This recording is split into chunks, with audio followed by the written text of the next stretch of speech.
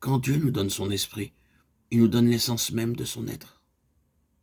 Il nous le donne comme Dieu donne, c'est-à-dire avec la puissance de la vie éternelle, continuellement et sans interruption.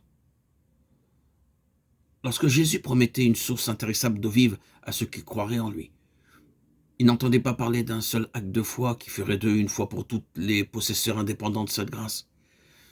Mais il parlait là d'une vie de foi qui ne pourrait recevoir ses dons qu'en le recevant lui-même. Et ainsi, ce précieux mot « attendre », il leur recommanda d'attendre, rappelle les grâces accordées à l'attente dans le passé, en même temps qu'il offre le moyen d'obtenir d'autres grâces, encore dans la nouvelle économie, celle du Saint-Esprit. Tout ce que les disciples tirèrent et éprouvèrent pendant ces 10 jours d'attente nous trace la voie à suivre, nous est le gage de la vie de l'Esprit dont nous devons vivre. La grâce d'être remplis de l'Esprit tel que nous le promet le Père nous est accordée en raison directe de ce qu'est notre attente. Ceci ne nous explique-t-il pas pourquoi tant de croyants ne reçoivent que si peu de la joie et de la puissance qu'apporte le Saint-Esprit? Jamais ils n'ont su l'attendre, jamais ils n'ont fait une sérieuse attention à ces derniers mots du Maître.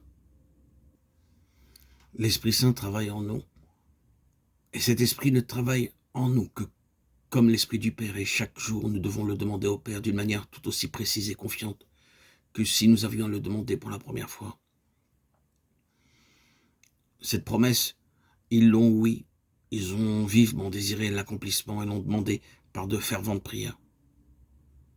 Ils ont senti douloureusement l'absence de cet hôte divin et en ont mené deuil. Ils ont essayé de croire, essayé de saisir, essayé d'être remplis de l'esprit, mais jamais ils n'ont su ce que c'était que de l'attendre. Jamais ils n'ont dit, ni même écouté et cru cette parole, heureux tous ceux qui s'attendent à lui.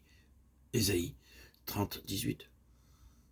Ceux qui s'attendent à l'Éternel reprennent de nouvelles forces. Ésaïe 40, 31. Quelle est donc cette attente? Comment devons-nous attendre? C'est à Dieu que je regarde pour qu'il me donne d'expliquer le plus simplement possible à quel enfant de Dieu comment on peut obéir à cet appel. Et avant tout, laissez-moi vous dire que ce que vous devez attendre, vous qui êtes croyants, c'est la manifestation de la puissance de l'Esprit qui est déjà en vous. Le jour de sa résurrection, Jésus avait soufflé sur ses disciples en leur disant « Recevez le Saint-Esprit ». Néanmoins, ils devaient encore attendre le baptême de feu et de puissance.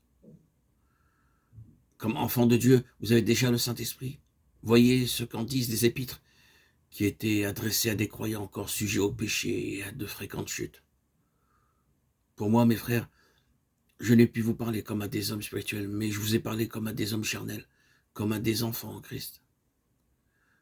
Je vous ai donné du lait à boire et je ne vous ai point donné de la viande, car vous n'étiez pas en état de la supporter. Même présentement, vous ne pouvez pas encore, parce que vous êtes encore charnel, car puisqu'il y a encore parmi vous de l'envie, des dissensions et des partis, n'êtes-vous pas charnel et ne vous conduisez-vous pas à la manière des hommes?